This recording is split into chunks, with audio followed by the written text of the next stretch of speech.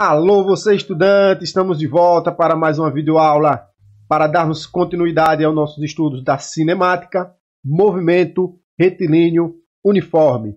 Na videoaula de hoje estaremos abordando a sua definição e classificação do movimento retilíneo uniforme, escrito aqui pela sigla MRU, e iremos também falar hoje da função horária, do movimento retilíneo uniforme.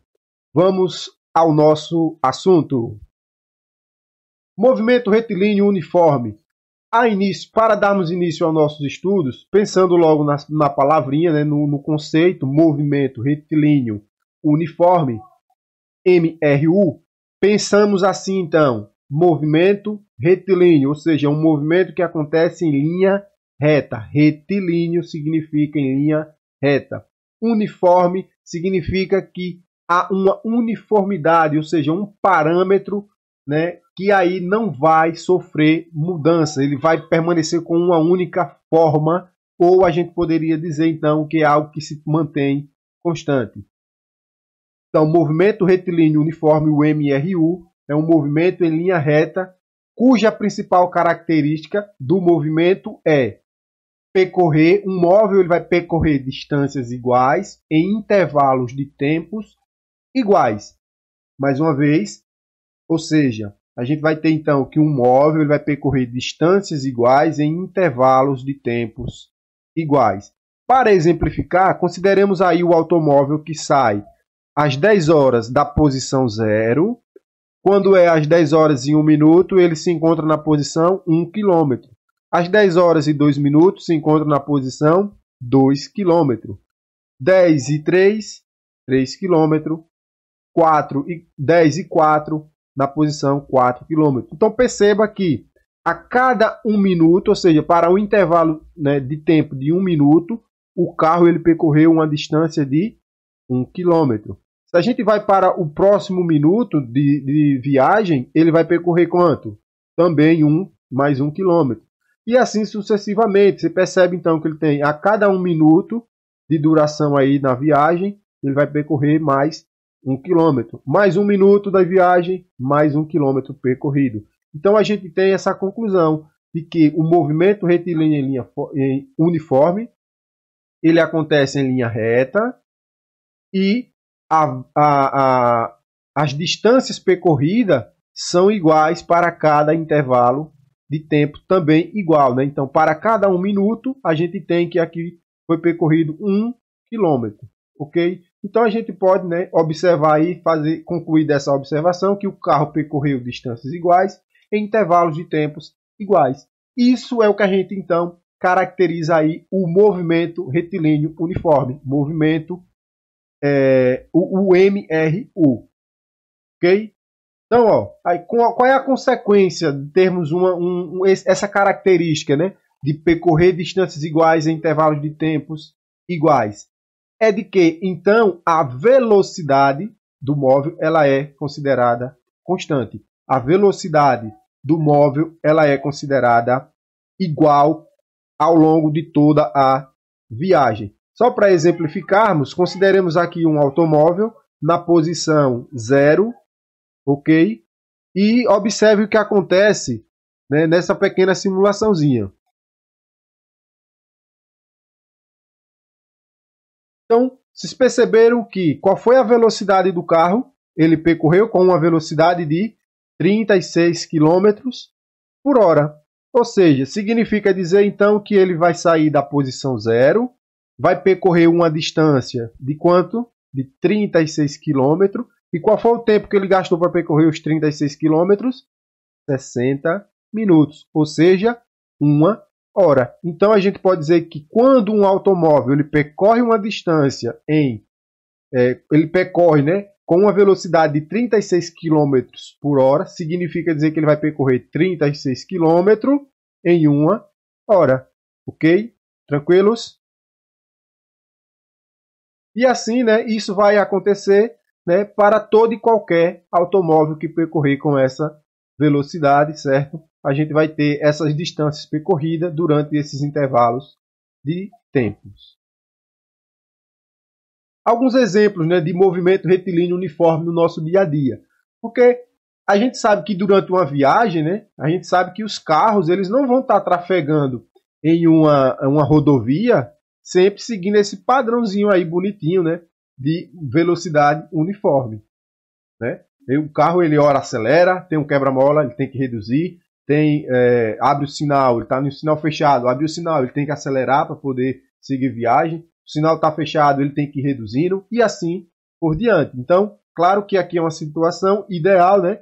E o movimento retilíneo uniforme é um movimento mais simples que a gente vai considerar para poder entendermos o próximo tipo de movimento que a gente vai estudar em seguida.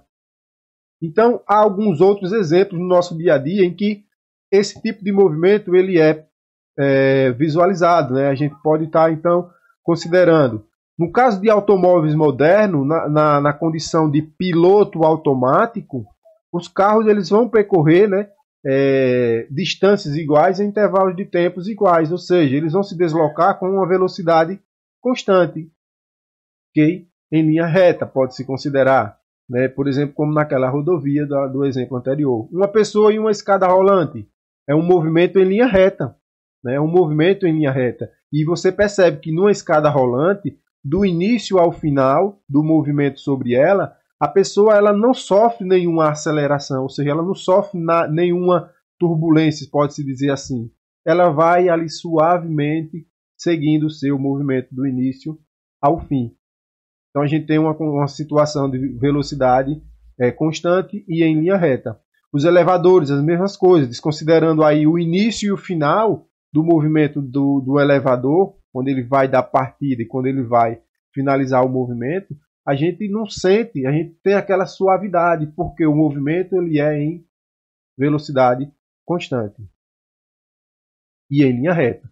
Alguns exemplos de movimento uniforme. Qual a diferença entre movimento retilíneo uniforme e movimento uniforme? No movimento retilíneo uniforme, ele tem que acontecer em linha reta. O movimento uniforme, ele vai acontecer com uma mesma velocidade, ou seja, com o módulo da velocidade sempre o mesmo. O módulo, o valor da velocidade sempre o mesmo. No entanto, ele pode acontecer não necessariamente em linha reta.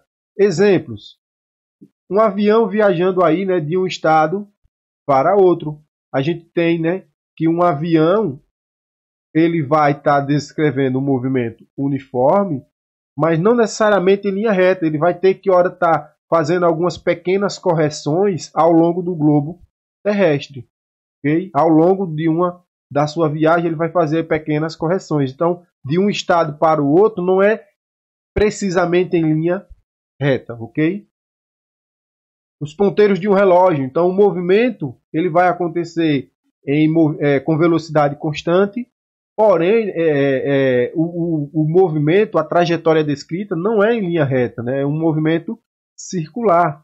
Então, a gente poderia chamar aqui de movimento circular uniforme.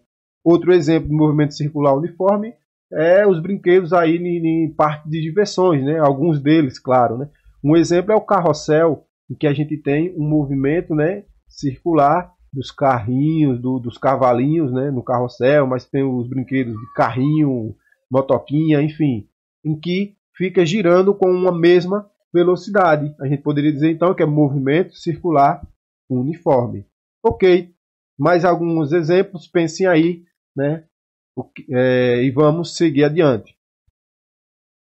Classificação do movimento retilíneo uniforme, do MRU. Então, o movimento ele pode ser classificado como progressivo. Qual é a característica para que ele seja considerado progressivo? Então, se vocês observarem essa simulaçãozinha, a gente tem um automóvel aí percorrendo, né, se movimentando com velocidade constante, né, seguindo uma trajetória. Quando o móvel ele percorre, né, ele está trafegando no sentido positivo da trajetória, né, quando a gente estamos adotando aqui, ó, que o sentido positivo da trajetória é para a direita, né? O sentido positivo da trajetória. E ele está executando um movimento exatamente para a direita, ou seja, seguindo ao sentido adotado por nós como positivo. Então a gente diz que ele é progressivo.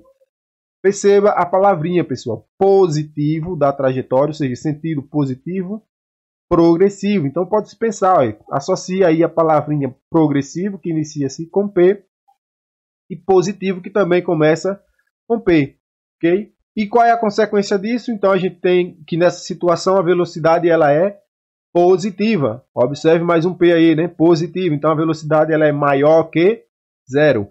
Movimento, então, progressivo, a gente tem que a velocidade é positiva, seguindo a trajetória em seu sentido positivo, né? Qual é o caso contrário? O caso contrário é a gente vai definir, vai chamar de retrógrado.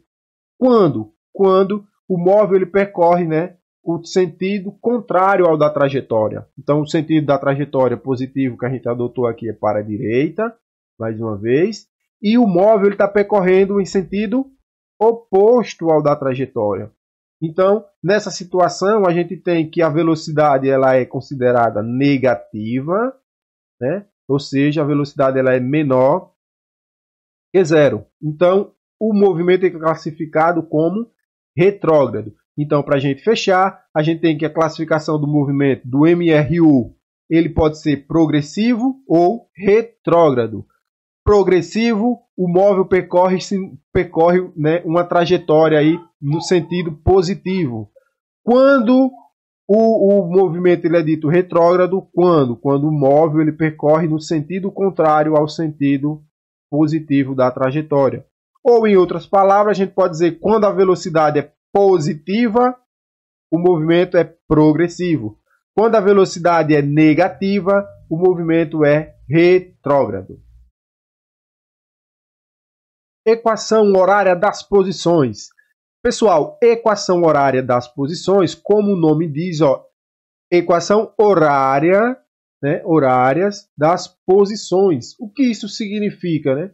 Que as posições elas estarão sendo consideradas aqui para respectivos instantes, intervalos de tempo. O horário remete à ideia de tempo, então posições para cada instante, né, ao longo de um movimento, de uma trajetória percorrida por um móvel. Se a gente considerar aqui, né, uma condição inicial, né, para um determinado movimento, a gente pode prever as posições futuras desse movimento. Então a gente consegue prever qual a localização desse automóvel depois de um certo intervalo de tempo. Ou seja, por isso que a gente tem então equação horárias, né? Equação horária da posição. Ou seja, a gente vai ter posições futuras para respectivos intervalos de tempo, horário de tempo. Então, ó, com essas condições iniciais, se a gente aciona o cronômetro nesse momento, nessa posição, perceba que o automóvel ele se encontra a uma distância, né, da posição inicial, da origem, do nosso referencial. Então, a gente tem o quilômetro zero e o carro se encontra a uma posição diferente de zero. Né? Então, a gente chama aqui de posição S0, uma posição qualquer que não é a origem. Nesse exato momento, quando o carro entra em movimento, a gente aciona o cronômetro e aí ele vai marcar um tempo. Ao final do movimento, a gente tem uma posição final, né, para um respectivo tempo final. Então, a gente tem um tempo inicial para uma posição inicial e um tempo final para uma posição final. Se a gente lembrar, né, da velocidade média, o que é que a gente tem lá? Que velocidade média? É um valor de velocidade que poderia ser considerado como tal ao longo de uma determinada distância. É como se o móvel tivesse percorrido uma certa distância com aquela velocidade média para todos os respectivos instantes, para todas as respectivas posições. No entanto, a velocidade média não é exatamente isso, né? Mas ela representa a velocidade com a qual o carro teria se movimentado ou um móvel qualquer teria se movimentado ao longo, né, de uma trajetória. A mesma ideia a gente pode, então, com essa ideia, trazer para cá, para a nossa situação, onde a velocidade é a posição final menos a posição inicial, tempo final menos o tempo inicial. Perceba que o tempo inicial aqui, a gente vai acionar o cronômetro, então é zero isso aqui, né? Vai ser zero, sobra apenas embaixo no nosso denominador aqui a letrinha T. Passando t para o primeiro membro, né, multiplicando, uma vez que ele está dividindo, ele vem multiplicando. Então, resulta em Vt igual a S menos S0. Fazendo aqui a mudança de membro, né, trazendo S0 para o primeiro membro, a gente vai obter, então, a nossa equação horária das posições, né, representado por S. S ficou sozinho aqui, né, ó. Então, S fica sozinho, igual a S0, que estava negativo no segundo membro, passou para o primeiro positivo, então S0 fica positivo, mais Vt. Perceba então que a nossa equação horária, ou seja, a nossa função horária da posição que depende do tempo, né, é dada por S igual a S0 mais Vt. Lembrando que S é a posição final, S0 é a posição inicial e T é o tempo. Okay? E T é o tempo.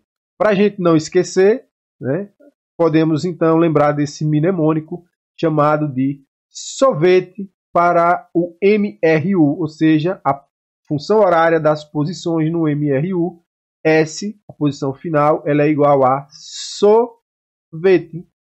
SOVET. SOVET. Ok? Exercício resolvido. Número 1. A função horária de um carro que faz uma viagem entre duas cidades é dada por S igual a 100 mais 20t no sistema internacional. Determine em unidade do sistema internacional a posição inicial, a velocidade e a posição final em 30 segundos.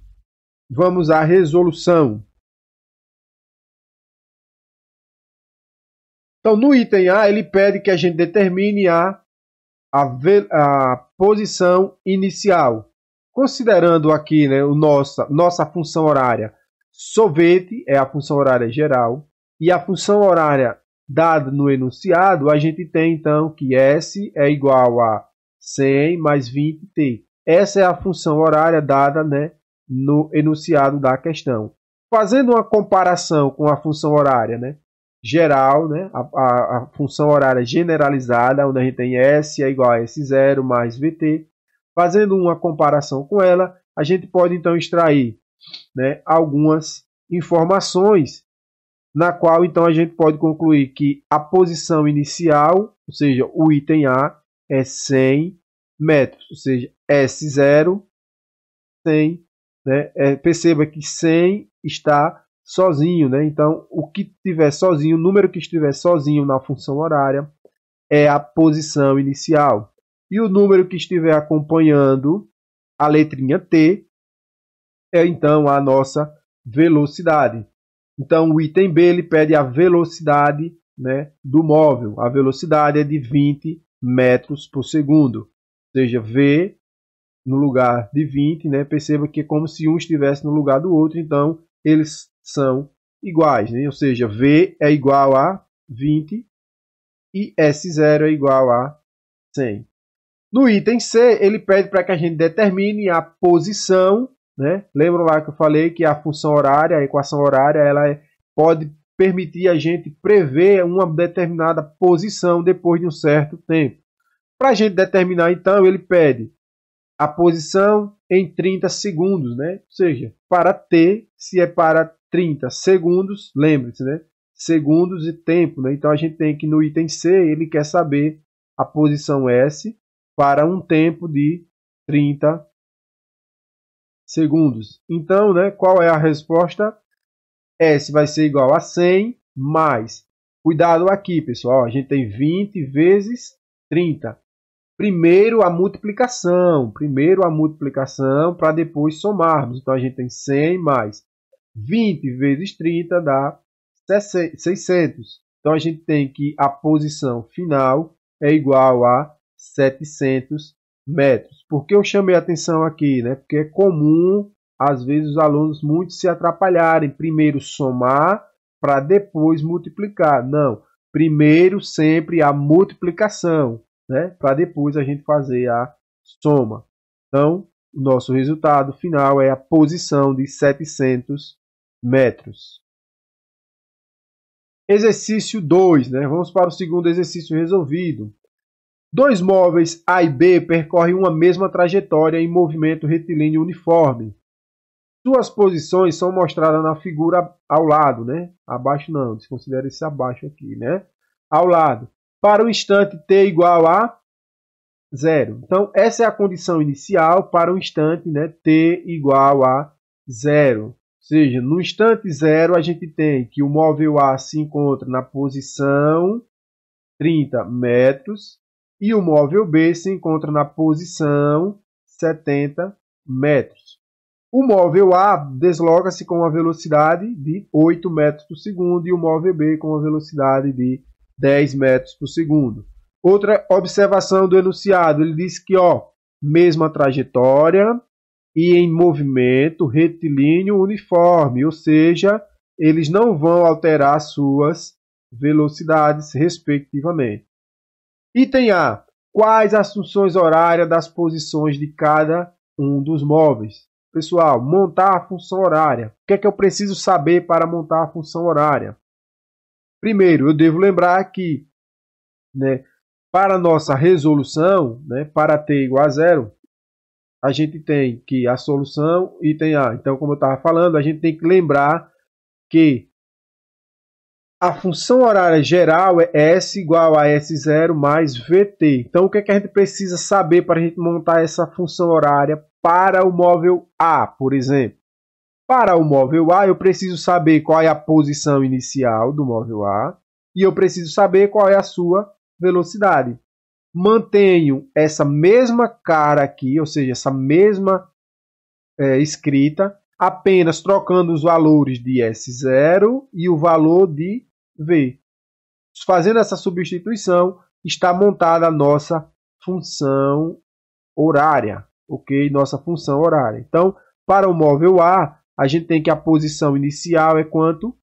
30. O móvel A se encontra na posição S, ou seja, aqui é o início, então é a posição inicial, ou seja, o nosso S0, 30. Mas, qual é a velocidade do móvel A? A velocidade do móvel A está aqui também, né, mostrando que é de 8 metros por segundo, ou seja, então, V vale 8. Então, a gente troca, perceba, S está aqui, S está A. Por que A? Eu botei esse A aqui, que é a função horária do móvel A, só para a gente discriminar aqui quem é A e quem é B. Então, para o móvel A, a gente tem S igual a 30, que é a posição inicial, mais 8T.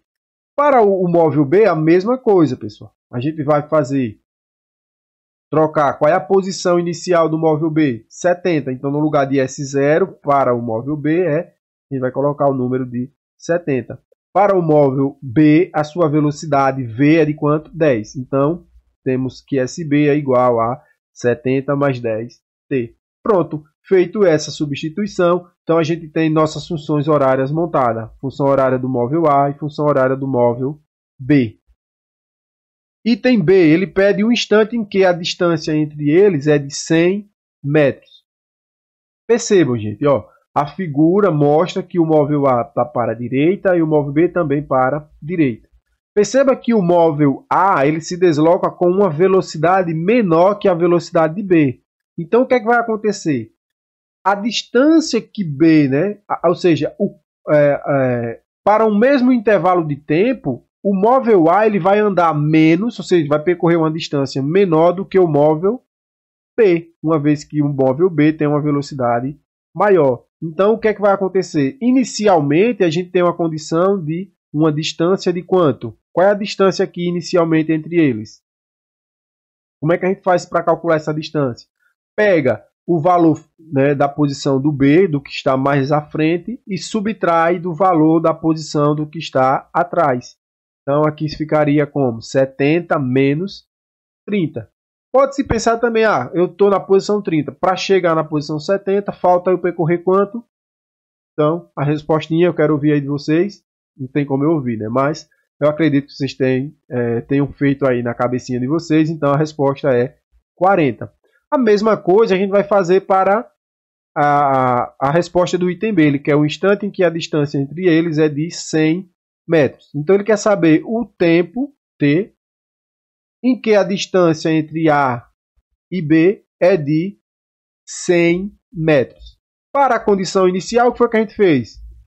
O móvel B menos a posição do móvel A. A mesma coisa a gente vai fazer para responder o nosso item B. A posição de B menos a posição do móvel A tem que ser igual a 0. Certo? Então, a posição do móvel B menos a posição do móvel A tem que ser igual a 100. Isso é a distância entre eles. Então, ó, fazendo a substituição, só que SB, eu tenho como calcular SB?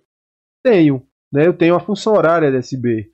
Então, o SB ele é igual a 70 mais 10t. Então, no lugar de SB, eu coloco 70 mais 10t. Menos, conservo o sinalzinho de menos aqui. E para o móvel A, mesma coisa. Eu vou pegar a função horária do móvel A.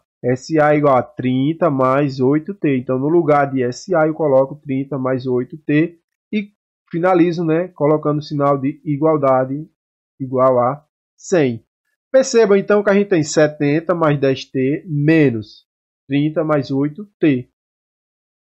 Resolvendo isso aqui, né, como é que a gente vai, né, vamos proceder? Elimina os parênteses, né? Então, a gente vai ficar com 70 mais 10t menos, perceba, menos, né, o sinalzinho de menos aqui fora, vai sair, então, o 30 que está positivo sai negativo do parêntese, o 8 que está positivo também sai negativo do parêntese. Perceba, como aqui é menos, a gente vai trocar o sinal de quem está dentro. Toda vez que tivermos um parêntese acompanhado de um sinal de negativo, a gente vai trocar, inverter os sinais de todo mundo que estiver dentro do parêntese. Ok? E escreve ele fora. Então, vamos obter 70. 30 que está positivo sai negativo, mais 10t, menos 8t. Perceba, 8t está positivo, sai negativo. Esse daqui a gente não inverte, porque né? 70 mais 10t a gente não inverte, porque aqui o sinal é positivo. O sinal é positivo, mantém todo mundo que está dentro.